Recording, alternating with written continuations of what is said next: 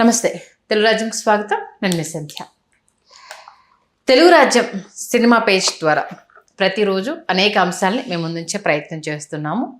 అంతే అద్భుతంగా మీ ఆదరాభిమానాలని మాకు అందిస్తూ మమ్మల్ని ఎంతగానో ప్రోత్సహిస్తున్నారు. ఈ నేపథ్యంలో ఒకప్పుడు తీసిన సినిమాలు కొన్ని మైలురాళ్లను దాటిన విషయాన్ని కూడా మీ అందరి ముందు ఉంచే ప్రయత్నం చేస్తున్నాం. హీరో జగపతి బాబు గారు, ఆ తర్వాత ప్రొడ్యూసర్ కమ్ డైరెక్టర్ ఏం రత్నం గారు తెలుగు సినిమా ఇండస్ట్రీలో వారి సహకారాన్ని అందించిన విషయం మనందరికీ తెలిసిందే. జగపతి బాబు గారు హీరోగా నిలదొక్కుంటున్న టైంలో ఆయన మొదలు చేసిన అనేక సినిమాలే ఆయన నిరాశపరిచిన విషయం మనందరికీ తెలిసిందే. పెద్దరికం ముందు పెద్దరికం తర్వాత జగపతి బాబు గారి గురించి కొలమానం తీసుకొచ్చిన సినిమా అంటే అతిశయోక్తి కాదు. దాంతోపాటు ఏఎం రత్నం గారే ఈ సినిమాకు దర్శకత్వం వహించడం జరిగింది. ఈ నేపథ్యంలో 1992లో రూపుదిద్దుకున్న పెద్దరికం సినిమా గురించి మరింత లోతైన విశ్లేషణ అందించే ప్రయత్నం చేయబోతున్నాం. చరిత్రకారులు, సినీ రాజకీయ విశ్లేషకులు చిలక శ్రీకాంత్ గారు మనతో ఉన్నారు. ఆయన మాటల్లో శ్రీకాంత్ గారు నమస్తే. నమస్కారం. పెద్దరికం కుటుంబ నేపథ్యము, అలాగే దాని వెనుక ఒక అద్భుతమైన డ్రామా, ప్రేమను రెండు కుటుంబాల కోసం వాడుకుందామని ఒక ప్రయత్నము, చివరికి నిజమైన ప్రేమకు ఎవరైనా దాసోహం కావాల్సిందే, అందరూ కుటుంబం అనుకుంటే ఎండ్ ఎలా ఉంటుంది అన్నది, అసలు స్త్రీలకు ప్రవేశం లేదు అనేసి ఒక బోర్డు, ఇలా ఆ కథ పుట్టుకొచ్చింది. ఏం రత్నం గారు ఎలా ఆ సినిమాకి డైరెక్టర్గా మారారు? సిద్దిక్, లాల్ ఇద్దరు కలిసి దర్శకులుగా అద్భుతమైన సినిమాలు మలయాళంలో చేశారు. లాల్ అంటే ఇప్పుడు మనకి సినిమాల్లో విలన్ వేషాలు వేస్తున్న లాల్ గారే. అలా గాడ్ ఫాదర్ సినిమా పేరు, అక్కడ పిళ్ళయ్య గారే చేశారు ఆ పాత్ర. పిళ్ళయ్య గారు గురించి మాట్లాడుకునే ముందు సినిమా గురించి కాసేపు మాట్లాడుకుని పిళ్ళయ్య గారి గురించి మాట్లాడుకుందాం. గాడ్ ఫాదర్ చాలా పెద్ద హిట్ మలయాళంలో. చూసి ఏం రత్నం గారు దీన్ని రీమేక్ చేయాలని తీసుకొచ్చారు. చాలా సినిమాలు రీమేక్ చేస్తున్నారు, కొన్ని డబ్ చేస్తున్నారు డైరెక్ట్గా. మొదట్లో డబ్ చేద్దాం అనుకున్నారు కానీ ఎందుకో రీమేక్కే బాగుంటుంది అని అనుకుని ఎవరు డైరెక్ట్ చేయాలని ఆలోచించిన సమయంలో పర్చూర్ బ్రదర్స్ ఏం రత్నం గారిని చాలా ప్రోత్సహించారు. మీరు దర్శకత్వం చేయొచ్చు కదా, బాగుంటుందంటే ఆయన కూడా చేద్దామని ఆయన ఇష్టపడి నిర్మాత దర్శకుడిగా మారి శ్రీ సూర్య మూవీస్ పతాకంపై ఇక్కడ అప్పట్లో అందరూ ఊహించని ఇదేంటంటే వరుసగా జగపతి బాబు గారు చేసిన సినిమాలన్నీ అటర్ ఫ్లాప్ అండి. హీరోగా సింహస్వప్నం, అడవిలో అభిమన్యుడు, పందిరి మంచం, జగన్నాటకం, పరిష్కారం, చిన్నారి ముద్దుల పాప, అసాధ్యులు అన్నీ ఫ్లాప్ అన్నమాట పాపం. ఇందులో జగన్నాటకం చాలా మంచి సినిమా, చాలా బాగుంటుంది సినిమా. ఇప్పుడు చూసిన సినిమా అయిపోయిన కూర్చుంటాం. దృశ్యం కంటే ముందే, దృశ్యం కంటే గొప్ప కథతో చేసిన సినిమా తెలుగులో జగన్నాటకం అండి. అలాంటివి ఆడల సినిమాలు ఎందుకో పాపం, ఆయన దురదృష్టం. అలాంటిది జగపతి బాబు గారిని హీరోగా ఎంచుకుని ఇందులో జగపతి బాబు గారు అప్పటికి సుకన్య, తమిళ్లో చాలా పేరు వచ్చిన సుకన్యని తీసుకుని మిగతా పాత్రధారులు చాలా అవసరం ఈ సినిమాకి. దాన్ని దృష్టిలో పెట్టుకొని అద్భుతంగా తెలుగులో రూపొందించినటువంటి పెద్దరికం. పైగా ఎన్ఎన్ పిళ్ళై, ఆయన ఇండియన్ నేషనల్ ఆర్మీలో ఆయన కమాండర్గా చేశారు. నేతాజీ సుభాష్ చంద్రబోస్ గారు ఆజాద్ హిందూ ఫౌజ్కి ఆయన ఒక వింగ్కి కమాండర్గా చేశారు. ఆయన జాతీయోద్యమంలో పాల్గొన్నారు. ఎన్ఎన్ పిళ్ళై గారు ఆయన కొట్టాయం ప్రాంతానికి చెందిన వ్యక్తి. 1918లో జన్మించారు. మలయాళం తెలుగులో వచ్చిన తర్వాత 3 సంవత్సరాలకు ఆయన పరంపదించారు. ఆయన 76వ ఏటో 77వ ఏటో 96లో చనిపోయారు. ఆయన 4-5 సినిమాలే చేశారండి మలయాళంలో. ఆయన ఏంటంటే అక్కడ మలయాళ రంగస్థలానికి ఆయన విశ్వ కేరళ సమితి అనుకుంటారు, ఆ సంస్థ పేరు మీద మలయాళ నాటక రంగానికి విశేషమైన సేవలు చేశాడు. వక్త ఆయనే, నటుడు ఆయనే, నిర్మాత ఆయనే, దర్శకుడు. ఇట్లాగా అద్భుతమైన ప్రయోగాలు రంగస్థలానికి చేసినటువంటి ఎన్ఎన్ పిళ్ళై గారికి మలయాళంలో అత్యుత్తమ రంగస్థల పురస్కారం నాటకాచార్య అని అంటారు. అది ఆ పురస్కారం వరించినటువంటి గొప్ప వ్యక్తి ఆయన. వాస్తవానికి మొదట్లో రాజనాల్ గారు చేయిద్దాం అనుకున్నారు తెలుగులో.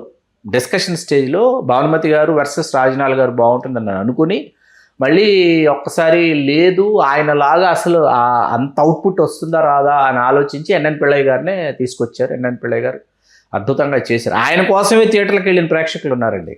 ఓకే, ఆయన పెర్ఫార్మెన్స్ చూడటానికి థియేటర్కి వెళ్ళిన ప్రేక్షకులు ఉన్నారు. ఫస్ట్ వీక్ చాలా సైలెంట్గా ఉంది తెలుగులో సినిమా. కరెక్ట్గా 35 సంవత్సరం జూన్లో మనం మాట్లాడుకుంటున్నాము. 92 జూన్ 35 మాట్లాడుకుంటున్నాం. ఫస్ట్ వీక్ చాలా అంటే చాలా సైలెంట్ అండి. అసలు ఎక్కడ ఏ విధమైన ఇది చడి లేదు, చప్పుడు లేదు. పెద్దరికం వాల్ పోస్టర్స్ అక్కడక్కడ పాటలు వినపడటం మొదలుపెట్టాయి. రాజకోటి గారి సంగీతంలో అద్భుతమైన పాటలు 4.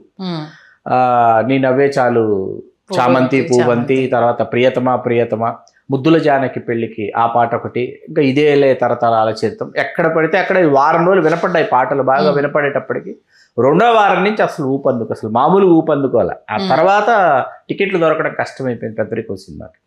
ఆయనేమో పరశురామయ్య, ఈవిడేమో బసవపున్నమ్మ, భానుమతి రామకృష్ణ గారు, వాళ్ళిద్దరి కుటుంబాల మధ్య జరిగినటువంటి కక్షలు కార్పణ్యాల్లో ప్రేమించినట్టు నటించి అతన్ని మోసం చేసి జగపతి బాబుని ఇట్లా చెయ్యాలనుకున్నది కాస్త ఏమైందంటే వాళ్ళిద్దరు నిజంగా ప్రేమలో పడతారు.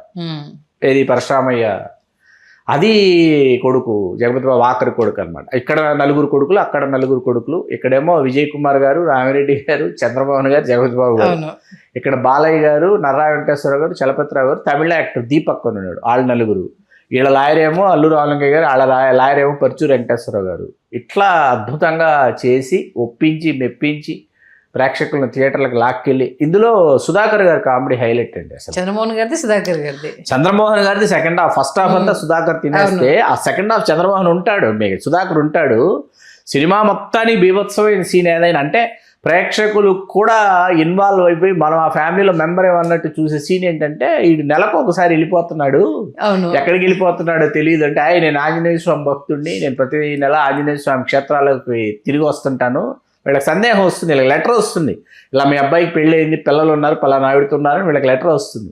వాళ్ళు కట్ చేస్తే జగపతి బాబు గారు వాళ్ళని తీసుకుని ల్యాండ్ అవుతాడు అనమాట. అసలు ఇది క్లియర్ అయితే కానీ జగపతి బాబు క్లియర్ అవ్వదు కదా, లైన్ క్లియర్ అవ్వదు.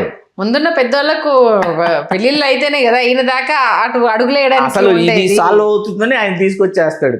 అసలు వీళ్ళు అక్కడ చూసింది వాడా వీడా కాదా, అసలు అదొకటి జరుగుతుంది. రామిరెడ్డి అక్కడికి వెళ్తాడు, అక్కడ ఉన్నది వాడా వీడా కాదని వచ్చేలోపు ఇక్కడ బావిగట్టు మీద కూర్చొని చంద్రమోహన్ స్నానం చేస్తుంటాడు అన్నమాట. వెంటనే అసలు ఇద్దరు ఆలోచిస్తారు, పిల్లయ్య గారు రామిరెడ్డి. డౌట్ వస్తుంది వాళ్ళకి. ఆ సీన్ చాలా అద్భుతమైన సీన్ అండి. అసలు పిల్లయ్య గారి గురించి సితార్లో వెలది రఘుకుమార్ అనుకుంటాను, ఫిల్మ్ జర్నలిస్టు, ఫుల్ పేజ్ ఆయన గురించి ఇంటర్వ్యూ ఆర్టికల్, చాలా పెద్ద ఫుల్ పేజ్ రాశాడు ఆయన గురించి. జర్నలిస్ట్ సర్కిల్లో ఆయన గురించి అంత రాసేంత ఫుల్ పేజ్ రాసేంత ఏముందని చెప్పి పాపం అప్పట్లో అతన్ని జర్నలిస్ట్ ఇచ్చేసారు కొంతమంది జర్నలిస్టులు. మలయాళ నటుడి గురించి తీసుకొచ్చి తెలుగు సినిమా వారపత్రికలు ఎంత రాస్తావా అంటే, ఆయన మరి మలయాళ రంగస్థలానికి చేసినటువంటి దాన్ని దృష్టిలో పెట్టుకొని అసలు ఎంత అద్భుతంగా చేశాడు ఆ పాత్ర. ఇవాళ చూస్తున్న క్యారెక్టర్, పరశురామయ్య క్యారెక్టర్ మనల్ని సినిమా మొత్తం త్రూ భానుమతి గారు ఎక్కడ తగ్గలేదండి. అసలు ఆవిడ బహుముఖ ప్రజ్ఞాశాలి ఉంది, ఆవిడ బహుముఖ ప్రజ్ఞాశాలిని, ఆవిడ మాట విరుపు, బాడీ లాంగ్వేజ్ ఉంటుంది, ఆవిడ ఆ దిశను ఉంటుంది. ఆ దిశను అద్భుతంగా బసవపున్నమ్మ అంటే బసవపున్నమ్మ అని ప్రాణప్రతిష్ఠ చేశారు పాత్రలకి. ఇంత సినిమాలు ఏంటంటే అల్లు రామలింగ గారిని పెట్టుకున్నారు కాబట్టి క్లైమాక్స్లో ఆయన మీద కామెడీ చేశారు. ఆయన క్యారెక్టర్ కూడా చాలా బాగుంటుంది, చాలా మంచి క్యారెక్టర్ అల్లు రామలింగ గారు. కానీ ఆ క్యారెక్టర్ చేత కామెడీ చేయించుకొని క్లైమాక్స్లో చాలా అద్భుతంగా అద్వితీయంగా తెరకెక్కించి ఇవాళకి మనం మాట్లాడుకునే విధంగా రూపొందించినటువంటి ఏఎం రత్నం గారికి మనం నిజంగా మనము తెలుగు సినిమా ప్రియులు ప్రేమికులు రుణపడి ఉన్నారు. ఇంత మంచి సినిమాలు తీసి ఆ విడుదలైనటువంటి సమయంలో మాలాంటి ప్రేక్షకులు థియేటర్లకు వెళ్ళి చూసేటటువంటి భాగ్యం మాకు కలిగించినందుకు. క్లైమాక్స్ కూడా అంటే పిల్లాడికి ఇమోషన్స్ అవుతున్నాయి అనేసి అని ముఖం అడ్డు పెట్టేసుకొని వచ్చాడు అనేసి అని, సుకన్య గారి మెడలో తాళి కట్టే టైంకి ఏదో జరుగుతుంది అనేసి అని, ఒకరి దగ్గర నుంచి ఒకరి కట్రా తమ్ముడు తాళి మేము ఉన్నాము అంటూ అందరూ ఒక తాటిపైకి రావడము.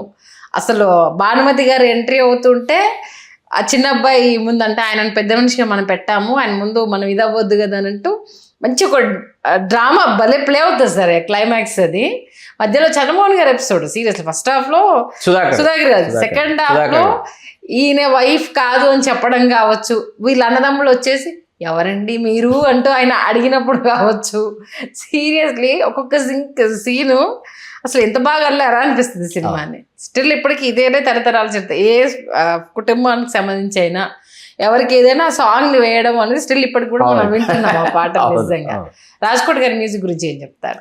లేదు, అద్భుతం అండి. ఎందుకంటే రాజ్కోటి గారి గురించి కూడా జరగాల్సినంత చర్చ జరగలేదని బాధాకరమైన విషయం అండి. ఎందుకంటే మీకు వాస్తవానికి ఇళయరాజా గారు విజృంభించి తనదైనటువంటి ఒక ప్రత్యేకమైనటువంటి చరిత్ర సృష్టించుకున్న సమయంలో రాజ్కోటి గారు ఇద్దరు ఏంటంటే orchestrisation wise, tunes wise, grandeur wise ఎక్కడా తగ్గకుండా ఇళయరాజా గారితో ఆ సమయంలో తెలుగుకు సంబంధించి పోటీ ఇచ్చినటువంటి సంగీత దర్శకుడు రాజ్కోటి గారు, సందేహం లేదు అందులో.